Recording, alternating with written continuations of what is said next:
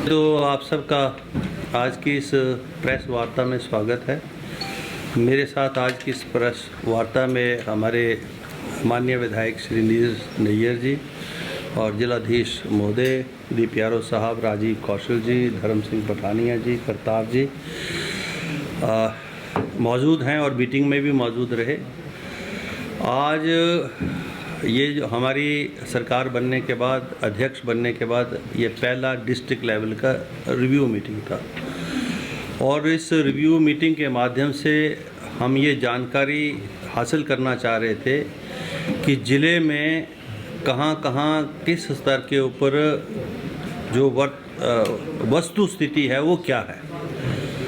तो अभी हमने वो सारी जानकारी हासिल की है। ज़िले के अंदर जो है बहुत काम करने की ज़रूरत है और उसमें कुछ ऐसे क्षेत्र हैं जिसमें अत्यधिक जो है काम करने की ज़रूरत है। और मैं ये समझता हूँ कि अभी ज़िले की जो दशा है, अभी रिव्यू मीटिंग से जो मुझे लगा, उसमें वैकेंसी पोजीशंस विभिन्न विभागों में बहुत हैं। विशेष रूप से हेल्थ डिपार्टमेंट का हालत बहुत ख़राब है और एजुकेशन इंस्टीट्यूशंस का बहुत बुरा हाल है। सीनियर सेकेंडरी स्कूल बिना लेक्चरर और टीचर्स के हैं।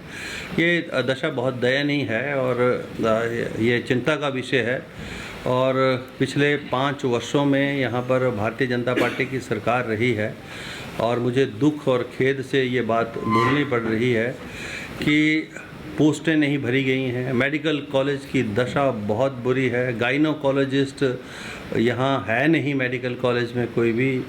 आपकी जो टीचिंग स्टाफ है मेडिकल कॉलेज का, उसकी 50% से ज़्यादा पोस्टें खाली पड़ी हैं। इंफ्रास्ट्रक्चर के अंदर जो अतिरिक्त धन की व्यवस्था है वो नहीं हो पाई है, जबकि हो जानी चाहिए थी।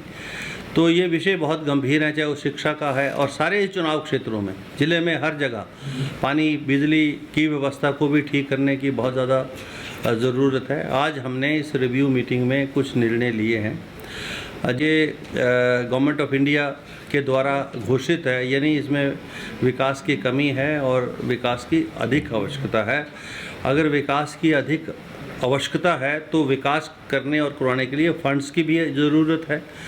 तो इसलिए ये जो सारी बातें हैं, जैसे वैकेंसी पोजीशन है, हेल्थ सर्विसेज का इम्प्रूवमेंट है, शिक्षा के क्षेत्र में सुधार करने की बात है, पानी और बिजली के क्षेत्र के अंदर अतिरिक्त जो आपके पोल है, कंडक्टर्स हैं या मटेरियल है, उसकी व्यवस्था की बात है, आपके सीवरेज सिस्टम को ठीक करने की बात है, आपके यहाँ वेस्ट का जो मैनेजमेंट है उसकी बात है। ये सारे विषय जो है एस्पिरेशनल डिस्ट्रिक्ट के टैग के माध्यम से सरकार के लेवल के ऊपर जो है उठाए जाएंगे और चंबा के लिए एक विशेष कार्यक्रम जो है सरकार के माध्यम से और आवश्यकता पड़ी तो विधानसभा के माध्यम से भी चर्चा कर कर एक अलग से ये प्रोग्राम इस डिस्ट्रिक्ट के लिए हम बनवाएंगे और जिसमें जो हमारी जो रेगुलर पॉलिसीज़ है, जिसमें रिक्रूटमेंट पॉलिसी है, रिक्रूटमेंट पॉलिसी के अंदर कमीशन इन्वॉल्व है, सबॉर्डिनेट कमीशन इन्वॉल्व है,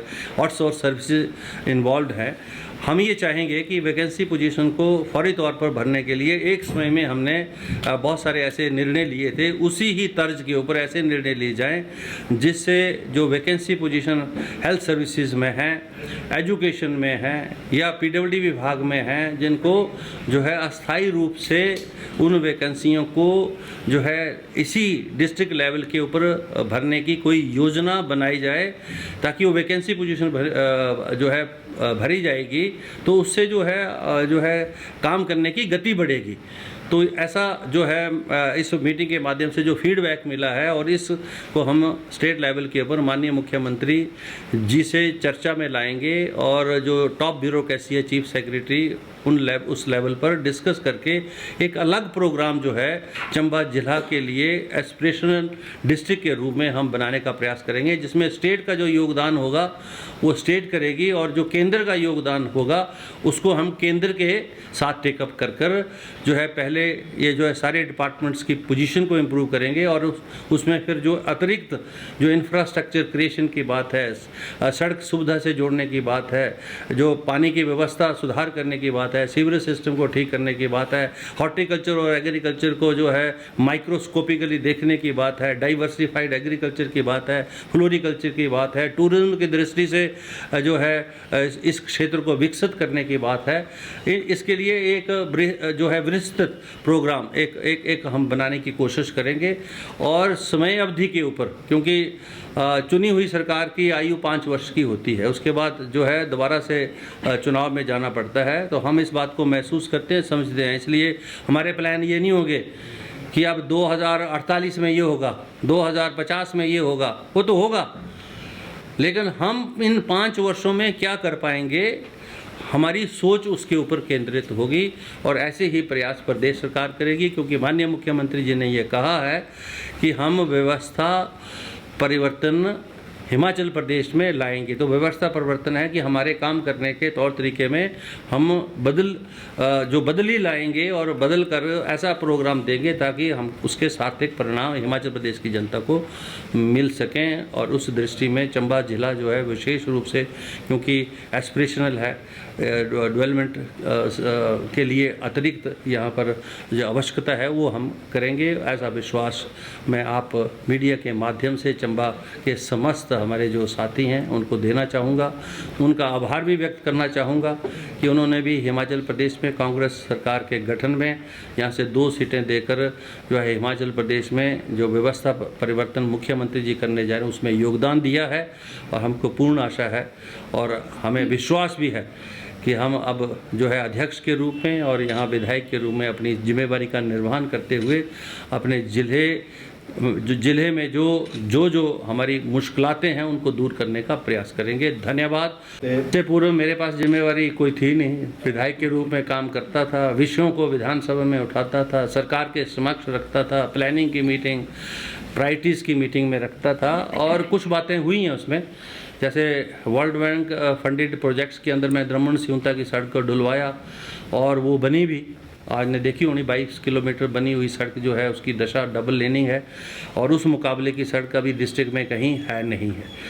अब ये सेकंड फेज में डलनी थी, क्योंकि अब जिम्मेवारी मेरी ज़्यादा बड़ी है और अध्यक्ष के रूप में जिम्मेवारी है, तो अब मेरी बात जो है और गंभीरता से सुनी जाएगी, ऐसा मुझे महसूस होता है।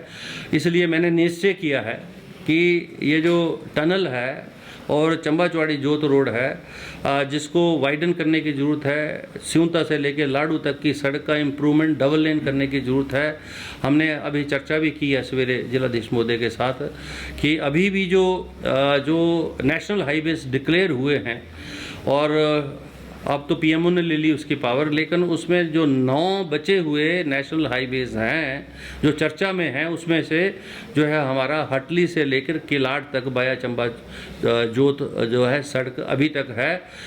अब इस प्रोजेक्ट को हमको जो है केंद्र के लेवल के ऊपर जो है फोर्सफुली टेक अप करके इसको डिक्लेयर ही नहीं करवाना है, लेकिन ज़मीन पर भी लाना है। और जब ये प्रोजेक्ट आएगा तो इस प्रोजेक्ट के माध्यम से टनलों का निर्माण भी होगा, सड़क की व्यवस्था भी सुधरेगी। ये तो एक वो है।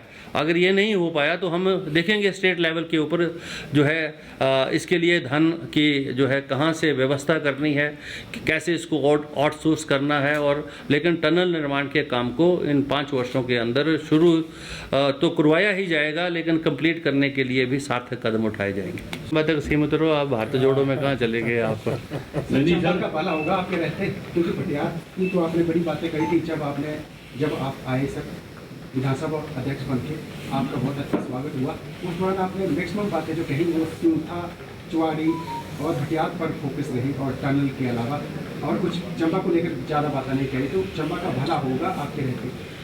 बिल्कुल होगा, क्योंकि वहाँ तो जो मेरा सम्मान समारोह था सिउंता में था और भटियात से मैं चुन के गया तभी अध्यक्ष बना।